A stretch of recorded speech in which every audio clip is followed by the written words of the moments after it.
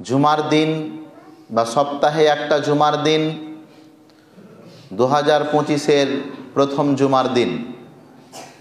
এই জুমার দিনে আপনাদের সম্মুখীন আলোচ্য বিষয় হচ্ছে ইসলাম বনাম জঙ্গিবাদ। বিগত কয়েকদিন ধরেই যে বিশেষ করে পশ্চিমবঙ্গের মধ্যে মুর্শিদাবাদকে কেন্দ্র করে বেশ কিছু জায়গার নিরহ মানুষদেরকে অ্যারেস্ট করে তারা ইসলাম নামী পুত পবিত্র একটি মাযহাব বা ধর্মের প্রতি তারা কুলসিত বা কালো দাগ লাগাতে চায়। আর তাদের এই প্রোপাগান্ডা কোনো নতুন জিনিস নয়। যেই দিন থেকেই আল্লাহ পাক রব্বুল আলামিন এই পৃথিবী তৈরি করেছেন, সেই দিন থেকেই পৃথিবীতে হক এবং বাতিল, সত্য এবং মিথ্যা বলে দুইটি দল তৈরি করেছেন। আমরা চিনতে পারি হাবিল এবং কাবিলের ঘটনা দেখে। আমরা সকলেই জানি যে আদমের দুই পুত্র হাবিল এবং কাবিল, মূলত হাবিল এবং কাবিলের দ্বন্দ্ব শুধু আদমের যুগে ছিল না, এই যুগেও আছে। আমরা দেখেছি হাবিল এবং কাবিলের ঘটনাতে যে যারা নিরপরাধ, যারা অসহায় দুর্বল, তাদের উপরে পাপের বোঝা চাপিয়ে দেওয়া হয়েছে এবং যেটা অন্যায়, যেটা সমাজ বা জাতিকে ধ্বংস করে, যেটা মানবের জন্যে অত্যাধিক ধ্বংসাত্মক এবং মারাত্মক, সেই জিনিসই মানুষের কাছে শোভনীয়, সেই জিনিসই মানুষের কাছে প্রিয়। আমার আলোচ্য বিষয় হচ্ছে ইসলাম বনাম জঙ্গিবাদ। মনে রাখবেন, ইসলাম হচ্ছে সেই ধর্ম যেই ধর্মতে মানুষের গলা কাটা তো অনেক দূরের কথা, মানুষকে কষ্ট দেওয়া তো অনেক দূরের কথা, মানুষের উপরে আক্রমণ করা তো অনেক দূরের কথা। আমাদের ইসলামে অন্যায়ভাবে ফলদার গাছ কাটাও হারাম। বিনা প্রয়োজনে আল্লাহর নবী বলেছেন ওই গাছ কাটা যাবে না যেই গাছ মানুষের উপকারে আসে। উপকার মানে যেমন ধরেন কোনো একটি গাছ আছে, তার ছায়াতলে মানুষ বিশ্রাম নেই, ওই গাছ কাটা যাবে না। আল্লাহর নবী স্পষ্ট জানিয়েছেন যেই জায়গায় মানুষ বিশ্রাম নেই, আরাম নেই, একটু সুস্থে নেন, সেই গাছের নিচে যদি কেউ পেশাব পায়খানা টয়লেট করে, আল্লাহর নবী বলেছেন আল্লাহ পাক রব্বুল আলামিন তার উপরে লানত বর্ষণ করেন, অভিশাপ দেন। কার উপরে? যে সাধারণ মানুষকে কষ্ট দেয়, রাস্তাতে কিংবা রাস্তার ধারে বা গাছের নিচে ছায়ার তলে পেশাব পায়খানা করে, যার গন্ধতে মানুষ কষ্টবোধ করে। ইসলাম মানুষ কাটা তো অনেক দূরের কথা, ছোট ছোট পশু প্রাণীদেরকেও মারা ইসলামে হারাম করেছে। নবী মুহাম্মদুর রাসূলুল্লাহ সাল্লাল্লাহু আলাইহি ওয়াসাল্লাম একটি যুদ্ধ বিরতি ছেড়ে আসছিলেন, যুদ্ধ ছেড়ে আসছিলেন, মদিনায় প্রবেশ করবেন। ইতিপূর্বে আল্লাহর নবীর মাথার উপরে একটি পাখি উড়াউড়ি করতে লাগলো। আল্লাহর নবী একটি যুদ্ধ ছেড়ে আসছেন, আল্লাহর নবীর মাথার উপরে একটি পাখি উড়ে বেড়াচ্ছে। আল্লাহর নবী সমস্ত ব্যক্তিদের বললেন, কে আছো যে এই পাখিটাকে মনে হয় কষ্ট দিয়েছ? কে আছো যে এই পাখিটাকে মনে হয় কষ্ট দিয়েছ? না হলে এই পাখি আমাদের মাথার উপরে এই রকম ভাবে উড়োউড়ি কেন করবে? ইতিমধ্যে একজন ব্যক্তি এসে বললেন, আল্লাহর নবী, ওই পাখিটার বাসা থেকে আমি ডিম নিয়ে চলে এসেছি, মনে হয় সে কষ্ট পেয়েছে। আল্লাহর নবী বললেন, উরদুদ হাদিহি বাইদাতাহা, এক্ষুনি যাও, তুমি ওই পাখির বাসাতে, ওই পাখির নিড়ে তার যে ডিম নিয়ে চলে এসেছো, এই ডিম রেখে এসো এবং এই পাখির ওপরে দয়া করো, পাখির ওপরে রহমত করো। হে প্রিয় মুসলিম, আমি আজকে স্পষ্টভাবে বলতে চাই, ইসলাম যখন মানুষকে হত্যা, পৃথিবী যখন মানুষকে হত্যা করাকে কোনো পাপ মনে করত না, মানুষ যখন জীবিত বেটি বা কন্যা সন্তানকে মাটির নিচে পুঁতে দিত, যখন মানুষ অপরের মান সম্মান এবং ইজ্জতকে নিয়ে ছিনিমিনি করত, যখন মানুষ যেমনভাবে পশু প্রাণী জবাই করে তেমনভাবে মানুষকে জবাই করত, ওই সমাতে আল্লাহর নবী এই দুনিয়াতে এসে সমস্ত প্রথাকে বাতিল বলে ঘোষণা করলেন। লা তাকতুলু আওলাদাকুম খাশিয়াতা ইমলাক নাহনু নারযুকুকুম ওয়া ইয়্যাহুম, জেনে রাখো কেউ অভাব ওয়ান্টন অভাবের কারণে কোনো সন্তান সন্ততিকে হত্যা করতে পাবে না। আল্লাহ বলছেন আমি তোমাকেও রুজি দিই, তোমার বেটা বেটিকেও রুজি দিই। মক্কা তো ছিল সেটা। কোরআনের ভাষায় আল্লাহ বলছেন তাসওয়াদ্দু উজুহ, মানুষের চোখ কালো হয়ে যেত, মানুষের মাথা হেঁট হয়ে যেত, মানুষ বাইরে মুখ দেখানোর লায়েক থাকতো না। কেন? বেটি হয়েছে এই জন্যে। লজ্জার বোঝাই, লজ্জাকে ঢাকা দেওয়ার জন্যে তারা নিজের বেটিকে জীবিত অবস্থায় মাটির নিচে পুঁতে দিত। ইসলাম এলো,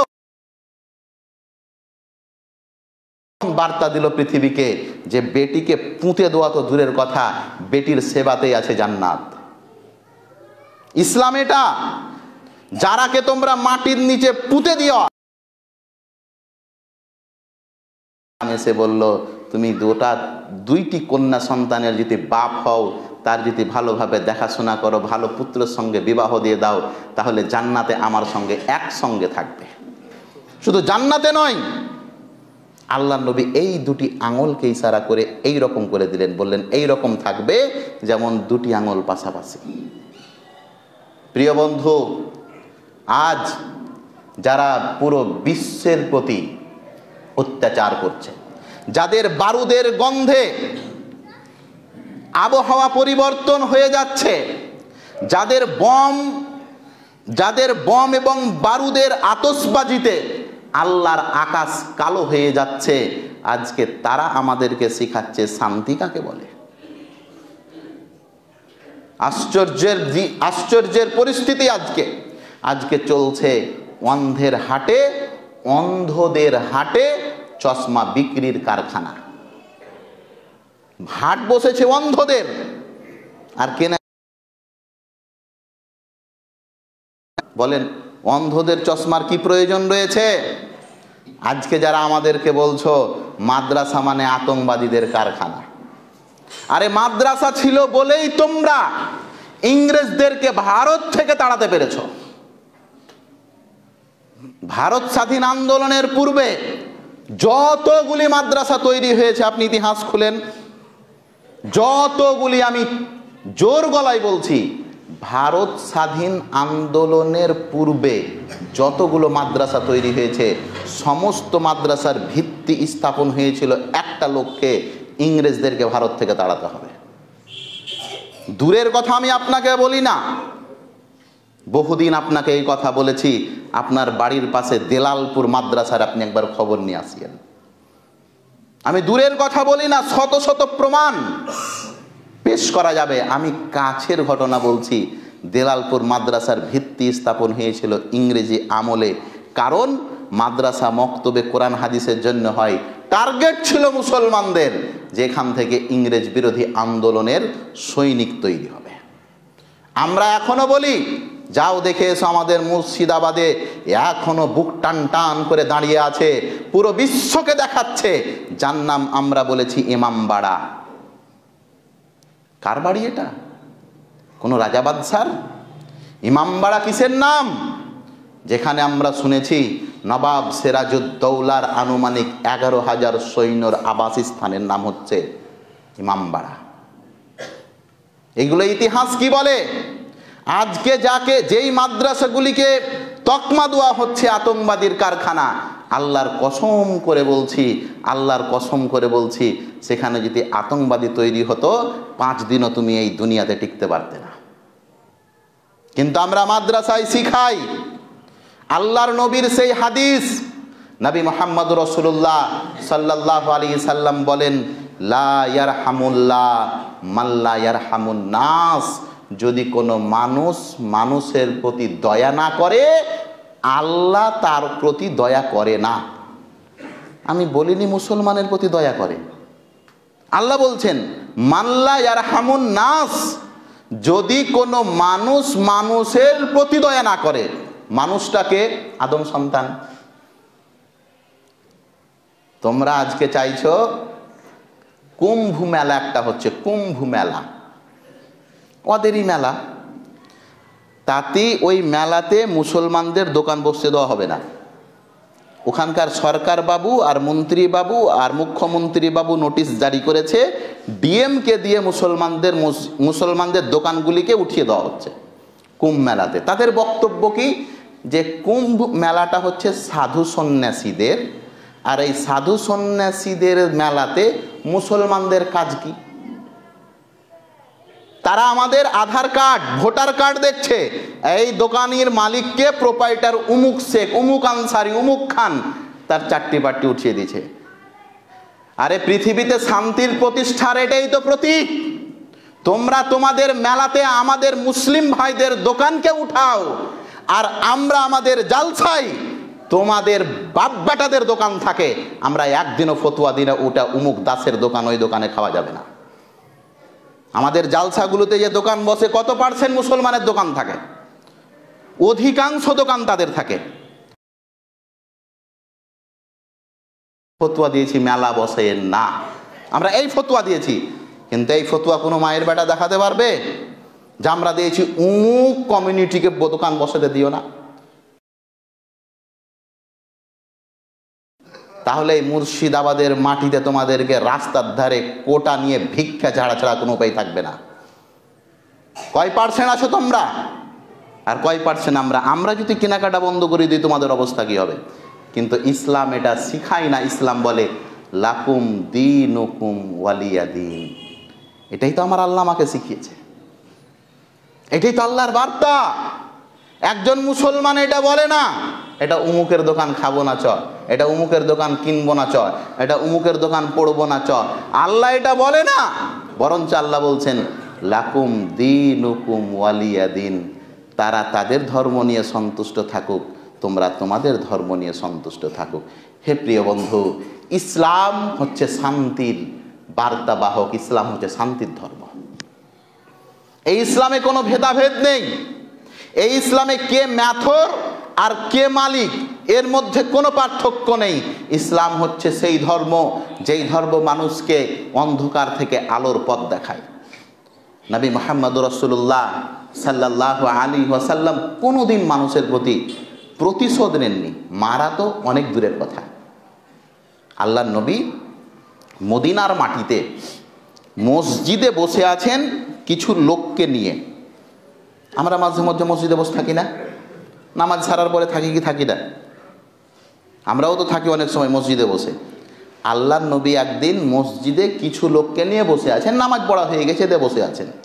ফাজাআ রাজুলুন, একজন ব্যক্তি এলেন। আল্লাহর নবী এবং তার সঙ্গে কিছু লোক মসজিদেই বসে আছেন মদিনার মাটিতে। তখন কিন্তু মুসলমানদের হাতে ক্ষমতা খুব। তখন আর মুসলমানেরা ম্যাও ম্যাও করে কথা বলেনি, তখন হাউ হাউ করে কথা বলেছে। মুসলমানেরা বসে আছেন মসজিদেই, তাদের সবচাইতে পবিত্র স্থানে। সঙ্গে আছেন কে? আল্লাহর নবী। একজন ব্যক্তি এসে মসজিদের এক কোণাতে পেশাব করতে শুরু করে দিয়েছে। আল্লাহর নবী মসজিদে, মুসলমানেরা মসজিদে, ক্ষমতা মুসলমানদের। ওই সময়তে অটুট মুসলমানেরা। আর সবচাইতে পবিত্র স্থান তখন মসজিদের নাবাবি, যেখানে নামাজ পড়তে গেলে বেশি নেকি পাওয়া যায়। ওই মসজিদে একজন কাফের এসে, একজন অমুসলিম এসে পেশাব করতে শুরু করে দিয়েছে। সবাই তাকে ধর ধর ধর ধর ধর ধর বলতে গেল, এই এই ধর ধর। আল্লাহর নবী বাধা দিলেন, এই থামো, কেউ কিচ্ছু বলো না। সে পেশাব করলো, আল্লাহর নবী, এই মুসলমান যেটি আল্লাহ নবীর পাশে বসেছিল, ওরাকে বলল তোমরা বালতিতে করে পানি নিয়ে এসো। আল্লাহ নবীর কথা তারা শুনলো, বালতিতে পানি নিয়ে এলো, পেশাব করলো। কাফের মসজিদ পরিষ্কার করলেন আল্লাহর নবী। তারপরে আল্লাহর নবী ওই যে পেশাব করেছে তাকে বললে, আল্লাহ নবী বললেন হাদিহিল মসজিদ, ভাই এটা হচ্ছে আমাদের পবিত্র স্থান, মসজিদ, এখানে আমরা নামাজ পড়ি, এটা পেশাব করার জায়গা নয়। এটা কাকে বললেন? ওই কাফেরটাকে। পেশাব করলো কাফের, মুসলমানদের সবচাইতে পবিত্র স্থান, আর পরিষ্কার করছেন কে? রাহমাতাল্লিল আলামিন নবী মুহাম্মদ রাসূলুল্লাহ সাল্লাল্লাহু আলাইহি ওয়াসাল্লাম। পরিষ্কার করে দিলেন। ওকে বললেন যে পেশাব করেছিল, যে ভাই এটা মসজিদ, এখানে পেশাব করতে হয় না, আর কোনোদিন পেশাব করিও না, এই বলে তাকে ছেড়ে দিলেন। আর মুসলমানটিকে বললেন, মুসলমান যারা ছিল ধর ধর বলতে গেছিল, তারাকে বললেন ইন্নামা বুইসতুম মুআসসিরিন ওয়া লাম তুআফফির। আল্লাহর নবী বললেন মুসলমানটিকে, শোনো, দুনিয়াতে আমরা শান্তি প্রতিষ্ঠার জন্য এসেছি, অশান্তির জন্য নয়। দুনিয়াতে আমরা মানুষের কল্যাণের জন্য এসেছি, অকল্যাণের জন্য নয়। আমরা দুনিয়াতে এসেছি এই কারণে যে কি করে মানুষের মধ্যে শান্তি হয়, অশান্তি করার জন্য নয়। আল্লাহর নবী যদি একবার চাইতেন তাহলে তার পা হাত গুটিয়ে রেখে দিতেন যতজন ছিল। ওর আস্পর্ধা দেখেন, তারপরও আল্লাহর নবী চুপ না। হে প্রিয় বন্ধু, মনে রাখবেন, ইসলাম যদি আতঙ্কবাদী বা জঙ্গিদের ধর্ম হতো, তাহলে এই ভারতবর্ষে মুসলমানেরা আনুমানিক 1000 বছর রাজত্ব করেছে। আনুমানিক 1000 বছর। মুসলমানের শিক্ষা এটা নয়, ইসলামের শিক্ষা এটা নয়। ইসলাম দূর দূর অব্দি জঙ্গিবাদকে হারাম করেছে, জঙ্গিবাদকে না বলেছে। ইসলাম তো এটা একটা ধর্ম। আল্লাহর নবী, বুখারী এবং মুসলিমের হাদিস এসেছে, একজন পতিতা যে দেহ বিক্রি করে খায়, একজন পতিতা নষ্টা মেয়ে রাস্তা দিয়ে চলে যাচ্ছে, যেতে যেতে দেখতে পেল একটি ক্ষুধার্ত কুকুর, পিপাসিত কুকুর তার জিহবা বের করে হেলফেল হেলফেল করছে, আর একটি কুয়োর পাশে সে দাঁড়িয়ে আছে। পাশ দিয়ে চলে যাচ্ছে কে? একজন পতিতা। সেই পতিতা বুঝতে পারল যে কুকুর মনে হয় পানি পান করার জন্যে এইরকম ভাবে। তখন সেই নষ্টা মেয়ে, জাহান্নামী মেয়ে, খারাপ মেয়ে কোনো রকম ভাবে কুয়ো থেকে পানি উঠিয়ে কুকুরের তৃষ্ণা দূর করলো। সেই কুকুর দুম হিলাতে হিলাতে সেখান থেকে চলে গেল। আল্লাহর নবী মুহাম্মদ রাসূলুল্লাহ সাল্লাল্লাহু আলাইহি সাল্লাম বললেন, একটি আবোলা জানোয়ার, একটি কুকুর তার সুব্যবহারের জন্যে আল্লাহ পাক রব্বুল আলামিন তাকে জান্নাতের মধ্যে প্রবেশ করাবেন। এটাই তো ইসলাম। একটা নষ্ট মেয়ে, একটি অপবিত্র পশুর তৃষ্ণা দূর করার জন্য ইসলাম তাকে জান্নাতের মধ্যে ঠাঁই দেয়। ইসলাম তো সেটা। অপরদিকে আল্লাহর নবী বলছেন, একজন মুত্তাকি পরহেজগার ভালো মেয়ে, একজন মুত্তাকি পরহেজগার ভালো সলেহা নেক মহিলা, তার বাড়িতে একটি বিড়াল ছিল। বিড়াল, সেই বিড়াল মাঝে মধ্যে খাবার পাত্রে মুখ দিয়ে দেয়, দুধ রেখেছে সেটা খেয়ে নেই, তরি তরকারি রাখে তাতে মুখ দিয়ে দেয়। বিরক্ত হয়ে সেই ভালো চরিত্রবান মুত্তাকি পরহেজগার নামাজি মহিলা ওই বিড়ালটিকে একটি ঘরের মধ্যে বন্ধ করে দিল। অনেক দিন পরে দরজা খোলাতে বিড়ালটি মারা গেছে। এই নিরহ আবোলা পশুর প্রতি, এই বিড়ালের প্রতি এই যে দুর্ব্যবহার, তাকে বন্ধ করে দিল ঘরে। না খেয়ে খেয়ে বিড়ালটি মারা গেল।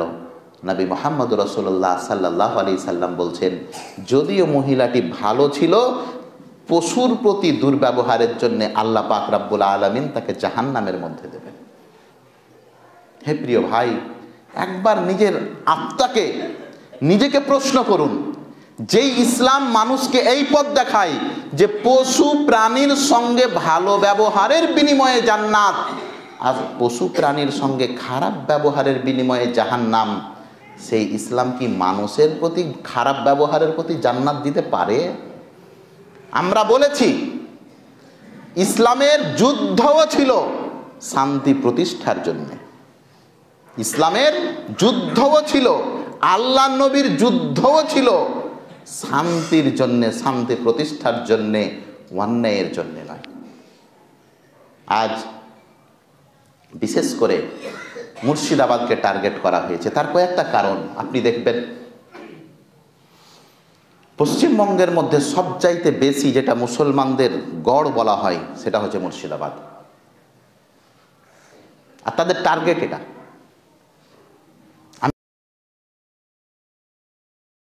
তাকে আতঙ্কবাদীদের জড় বলছো, আল্লাহর কসম করে বলছি, আপনারা সাক্ষী।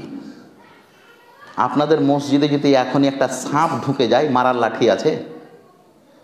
বলেন তো, মসজিদের মুসল্লিটি রেখেছেন লাঠি?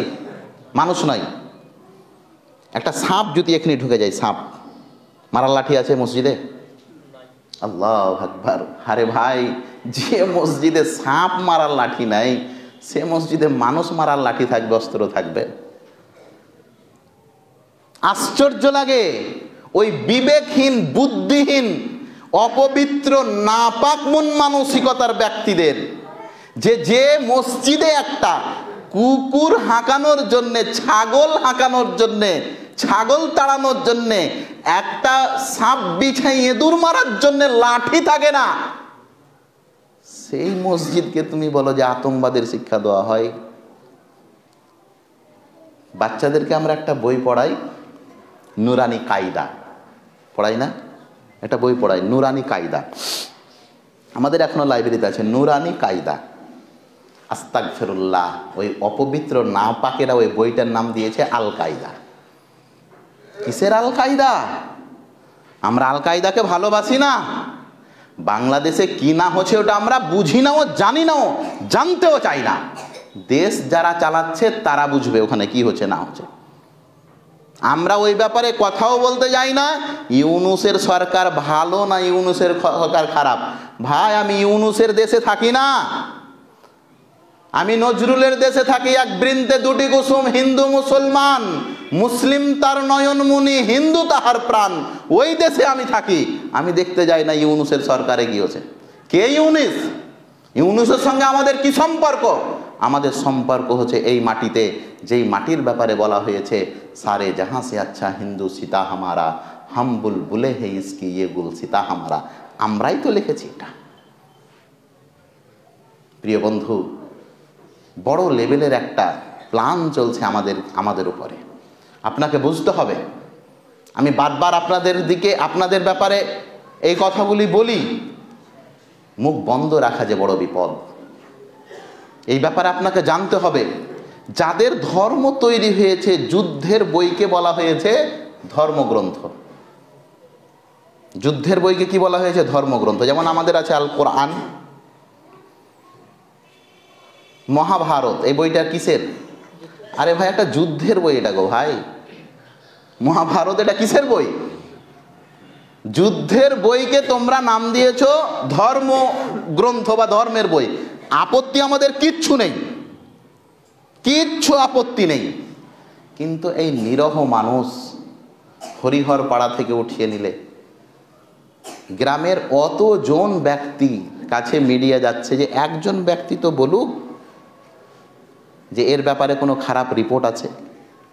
একজন ব্যক্তি তো বলুক, যে কোনো একজন ব্যক্তি বলুক যে নাজি লোকটা খারাপ।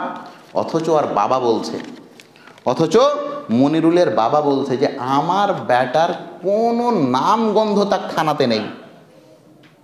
যদি খারাপ লোক হবে থানাতে তার কিছু থাকবে না? এক আধটা কেস কাসালি তো থাকবে। আমার ছেলে পুরো গ্রামের একটা লোক পাবেন না যে এই কথা সন্দেহ করবে যে আমার ছেলের সম্পর্ক কিছু আছে জঙ্গিবাদের সঙ্গে। তার স্ত্রী বলছে, তার স্ত্রী। প্রিয় বন্ধু, আপনি আমাকে সব কিছু ভুল বুঝাতে পারেন, কিন্তু স্ত্রীকে ভুল বোঝা খুব মুশকিল।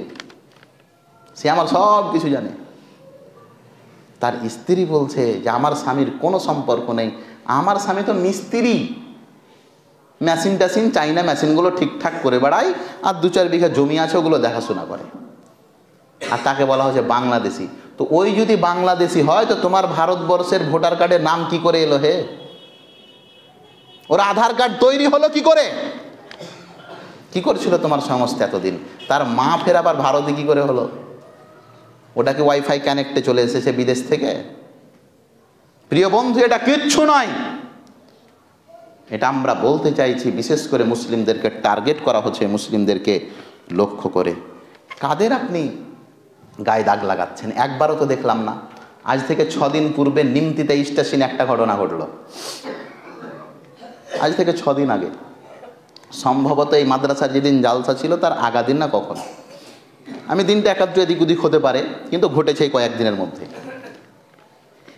আমরা জানি আমাদের এলাকার একজন প্রতিনিধি, আমাদের শিল্পপতি, সেই স্টেশনের মধ্যেই তিনি আক্রান্ত হয়েছিলেন, এখন অবধি বেচারা অসুস্থ।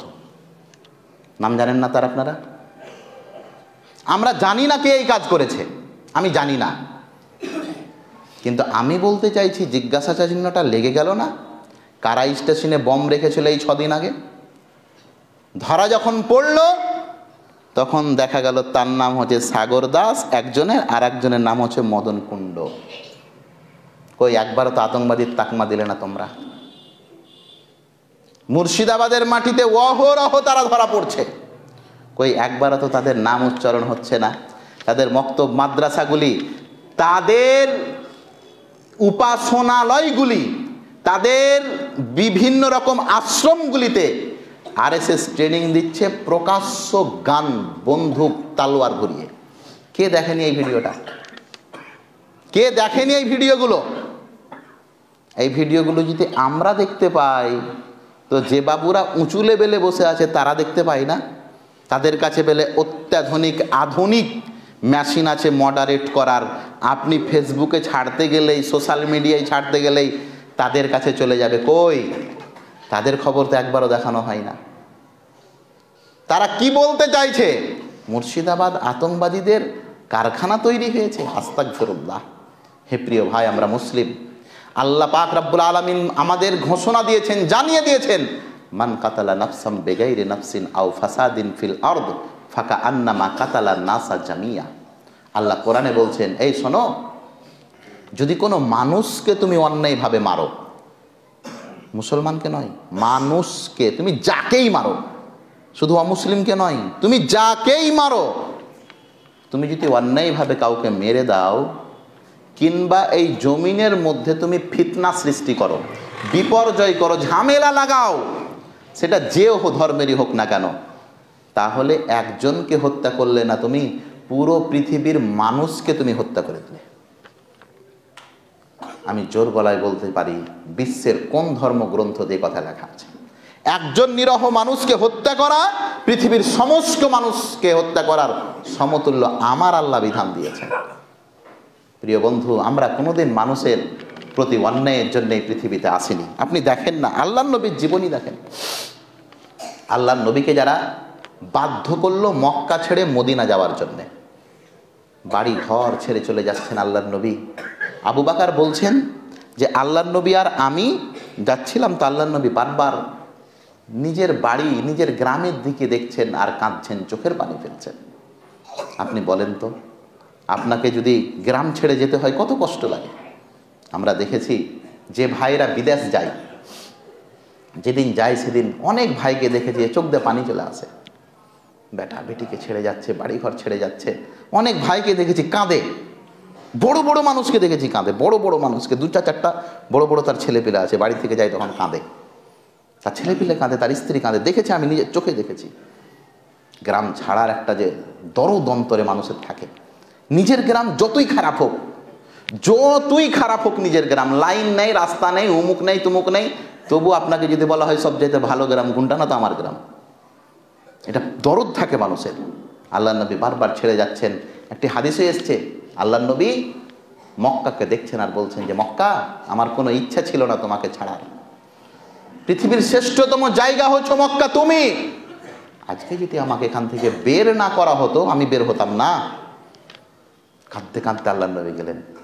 আল্লাহ নবী মক্কা থেকে মদিনা গেলেন, মদিনা থেকে মাত্র 7 বছর হলো, মাত্র 7 বছর। যারা আল্লাহ নবীকে মেরেছে, যারা আল্লাহ নবীর সাহাবায়ে কেরামকে মেরেছে, যারা আল্লাহ নবীর চাচাকে টুকরো টুকরো করে কেটেছে, যারা আল্লাহ নবীর বন্ধু এবং মুসলমানদেরকে টুকরো টুকরো করে কেটেছে, 7 বছরের পরে সবটি পায়ের নিচে চলে এসেছে। 7 বছরে এখন আল্লাহ নবীর দবদবা আর কাউরি নেই, দুশ্মন সব শেষ। যারা আল্লাহ নবীর গলায় রশি দিয়ে গামছা দিয়ে দম শেষ করে দেবে আল্লাহ নবীকে, আল্লাহ নবীর বেটিকে মেরেছে, তারা 7 বছরের ব্যবধানে সব পায়ের নিচে। আল্লাহ নবী যদি একবার বলে সবটিকের গর্দন আলাদা করে দেয়, কেউ থামতে পারবে না সেদিন। সেদিন তো আবু বকর, উমর, উসমান এরা তো রেডি হয়েছিল, বিশেষ করে আলী, থামা যাচ্ছিল না একে। বারবার আলী বলছেন যে আল্লাহ নবী, তারা যদি এই কাজটা করতো, আমাদের প্রতি জয় লাভ করতো, তারা যদি মদিনায় চলে যেত, তাহলে আমাদের কিছু রাখতো? তো বাড়িঘর লুটপাট করে নিয়েছিল।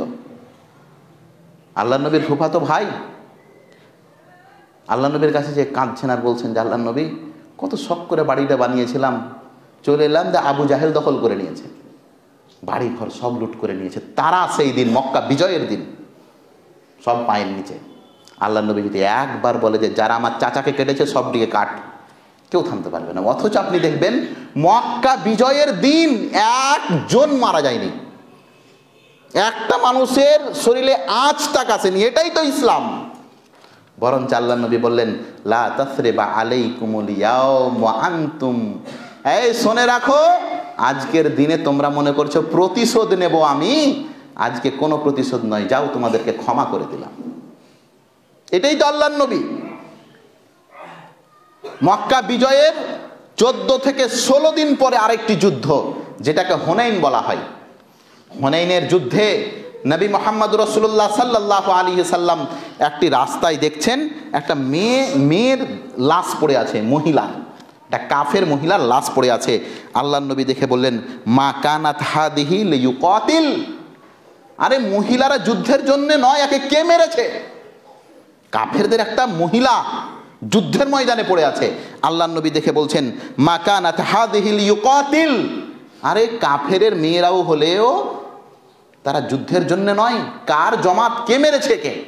তখন কেউ ইশারা করে দেখালো যে খালিদ বিন ওয়ালিদের দলটি এই দিকে আছে।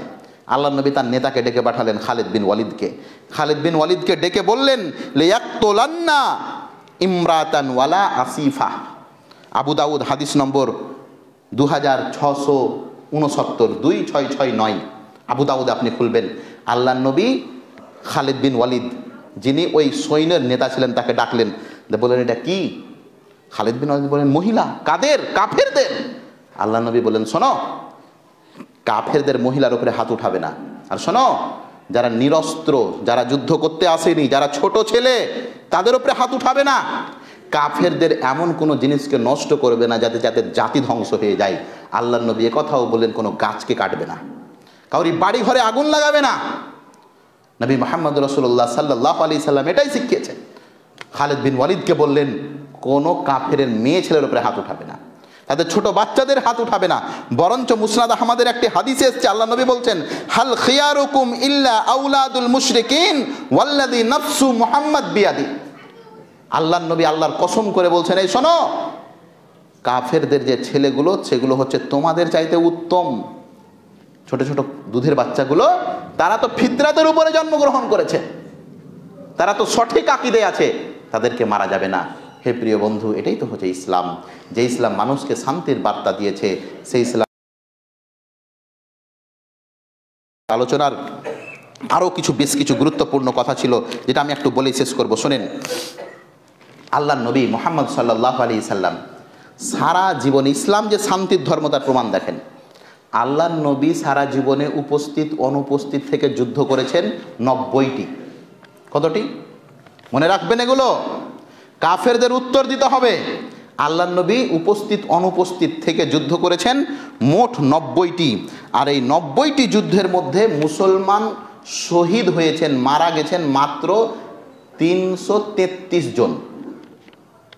333 জন। যুদ্ধ কতটি? মারা গেছে মুসলমানেরা মাত্র 33 জন, আর কাফের যারা বিরোধী যারা তারা মারা গেছে 90টি যুদ্ধের মধ্যে 1342 জন। সব যদি আপনি একত্রিত করেন আনুমানিক 600 জন। এটা মনে রাখতে হবে যে আল্লাহ নবীর যুদ্ধ মানুষ কাটার জন্য ছিল না। 90টি যুদ্ধে উভয় পক্ষের মারা যাচ্ছে আনুমানিক 1600 জন, আনুমানিক 1600 জন। এইবার আর একটা আপনাকে পয়েন্ট দেখাই। আপনারা সবাই জানেন প্রথম বিশ্বযুদ্ধ এবং দ্বিতীয় বিশ্বযুদ্ধ।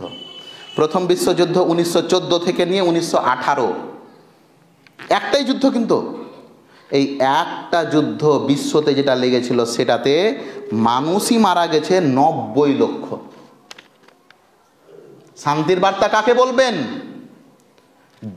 2.5 কোটি মানুষ আহত হয়েছে প্রথম বিশ্বযুদ্ধতে, মারাই গেছে 90 লক্ষ। কোটি কোটি মানুষ বাড়ি ছাড়া হয়েছে একটি মাত্র যুদ্ধতে। কাফেরেরা কি বলবে আজকে? দ্বিতীয় বিশ্বযুদ্ধ আসেন, যেটা হয় 1941 থেকে নিয়ে 1945, সেখানে শুধু মানুষ মারা গেছে 3 কোটি। এই দুটো যুদ্ধ মিলাতে গেলে মাত্র দুটো যুদ্ধতে, যেটা বিশ্বতে লেগেছে, মাত্র দুটো যুদ্ধতে আনুমানিক 4 কোটি মানুষ মারা গেছে, আর প্রভাবিত হয়েছে পুরো বিশ্ব। অথচ আমার নবী 90টি যুদ্ধ করেছেন, উভয় পক্ষের শহীদ, উভয় পক্ষে যারা মারা গেছে তাদের সংখ্যা 1600 মাত্র। আপনি শান্তির বার্তা কাকে বলবেন? আজকে যে ইসরায়েল পুরো ফিলিস্তিনকে মুছে ফেলে দিল, বলা হচ্ছে প্রায় 50,000 মানুষকে হত্যা করেছে। শুধু পুরুষদের নয়, দুধের বাচ্চাদেরকে হত্যা করেছে, কোলের ছেলেদেরকে হত্যা করেছে, মহিলাদেরকে তার ইজ্জতকে নিয়ে ছিনিমিনি খেলেছে তারা। একবারও তো সেই জিনিস মানুষের সম্মুখীন তুলে ধরা হয় না। তুলে ধরা হচ্ছে মুসলমানদের অবস্থাকে, যখন কাফেরেরা বাইতুল মুকাদ্দাস জয় করলো। উমর রাদিয়াল্লাহু তাআলা আনহুর ক্ষমতার পরে যখন মুসলমানদের হাত থেকে কাফেরেরা ছিনিয়ে নিল, আপনি জানেন? আল্লাহু আকবার। যারা ইতিহাস লেখে তারা লিখছেন যে ওই দিন বাইতুল মুকাদ্দাস যাওয়ার রাস্তাটাতে 1 হাঁটু শুধু রক্ত জমেছিল, 1 হাঁটু। লক্ষ লক্ষ মানুষকে তারা হত্যা করেছে। এটা আমি আপনাকে আকাশে গুলি মারছি না, শুনেন তারা কি করেছিল।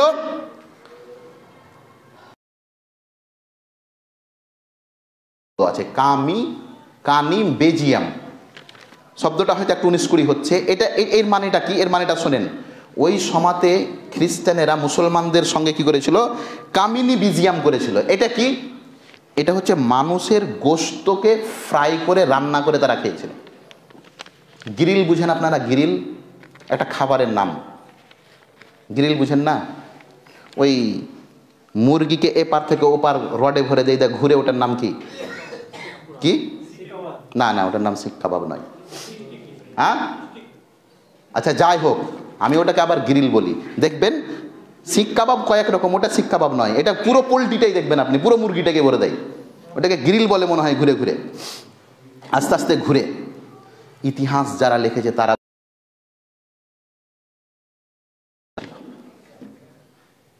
আজকে যেটাকে আপনি বলছেন ওই শিকের মধ্যে মুরগি ভরিয়ে ঘুরিয়ে ঘুরিয়ে সেটাকে ভাপিয়ে রান্না করে খাচ্ছে, তারা মুসলমান নবজাত শিশু যারা দুধের বাচ্চা, তাদেরকে মুখ দিয়ে পাইপ ভরে, রড ভরে, পিছন দিয়ে বের করে আগুনের উপরে রেখে সেটাকে ভাপিয়ে তারা খেয়েছিল। লক্ষ লক্ষ। এটা আমি আপনাকে আকাশে গুলি মারছি না, আপনি ইতিহাস পড়েন সেখানে। যখন 1258-তে বাগদাদের উপরে আক্রমণ করলো চিঙ্গিজ, 1258 আব্বাসিয়া খেলাফতের পতন, 1258-তে যখন চিঙ্গিজ আক্রমণ করলো বাগদাদের উপরে, সমস্ত মুসলমান সেখানে ছিলেন।